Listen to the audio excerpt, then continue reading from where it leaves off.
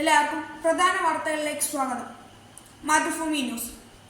മാതൃഭൂമി ന്യൂസിലെ ആദ്യത്തെ പേജിൽ കാണുന്നത് മലപ്പുറം പടംപറമ്പിൽ കാറും ടാങ്കറും ലോറിയും കൂട്ടിയിടിച്ച് എയർ ബാഗ് മുഖത്തും അമർന്ന് അമ്മയുടെ മടിയിലിരുന്ന 2 വയസ്സുകാരി മരിച്ച സംഭവം വലിയ നെറ്റിലാണ്. എയർ ബാഗും സീറ്റ് ബെൽറ്റും അടക്കം സുരക്ഷാ സംവിധാനം തന്നെ ആ കുരുന്നിൻ്റെ ജീവനെടുത്തു. കുട്ടികളുമായി വാഹനത്തിൽ പോകുമ്പോൾ നിർബന്ധമായും പാലിക്കേണ്ട കാര്യങ്ങളുണ്ട്. മടിയിൽ വേണ്ട. കുട്ടിയെ മടിയിലിരുത്തി യാത്ര ചെയ്യരുത്. അപകടമുണ്ടാകുമ്പോൾ 900 കിലോഗ്രാം ശക്തിയിലാണ് എയർ ബാഗ് പുറത്തേക്ക് വരിക. കരുതൽ വേണം. 10 വയസ്സിൽ താഴെയുള്ള കുട്ടികളെ മുൻസീറ്റിലിരുത്തി വാഹനം ഓടിക്കരുത്. ബെൽറ്റ് ഇടുമ്പോൾ സീറ്റ് ബെൽറ്റ് ഇട്ട് കുട്ടികളെ മടിയിലിരുത്തി യാത്ര ചെയ്യരുത്. കുഞ്ഞിനെയും ചേർത്ത് സീറ്റ് ബെൽറ്റ് ഇടരുത്.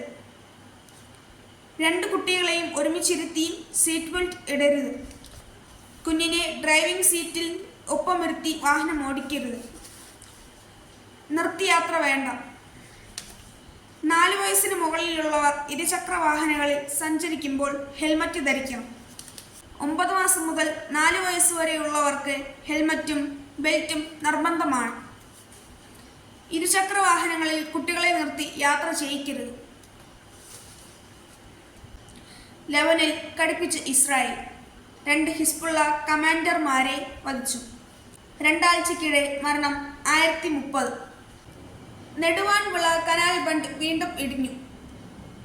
നടപ്പാതയ്ക്ക് ഭീഷണി. നെയ്യാർ ഇടതുകര കനാലിൻ്റെ നെടുവാൻവിളയിലെ കനാൽ ബണ്ട് വീണ്ടും ഇടിഞ്ഞു. ഇതോടെ പ്രദേശവാസികൾ ഉപയോഗിക്കുന്ന ഏക നടപ്പാത ഏത് നിമിഷവും നിലംപതിക്കുമെന്ന നിലയിലായി. കേന്ദ്ര പദ്ധതി സുവർണാവസരം വീണ്ടും. പൂവാർ കപ്പൽ നിർമ്മാണശാല യാഥാർത്ഥ്യമാകുമോ? പ്രതീക്ഷ. കേരളം ഉൾപ്പെടെ 5 സംസ്ഥാനങ്ങളിൽ കപ്പൽ നിർമ്മാണശാലകളുടെയും അറ്റകുറ്റപ്പണികളുടെയും കേന്ദ്രങ്ങളുടെയും ക്ലസ്റ്റർ സ്ഥാപിക്കുമെന്ന കേന്ദ്ര സർക്കാർ പ്രഖ്യാപനം.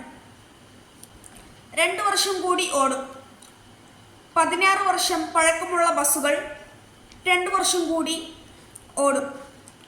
1117 ബസ്സുകളുടെ ആയുസ് കൂടും. വാർത്തകൾ അവസാനിച്ചു. നന്ദി, നമസ്കാരം.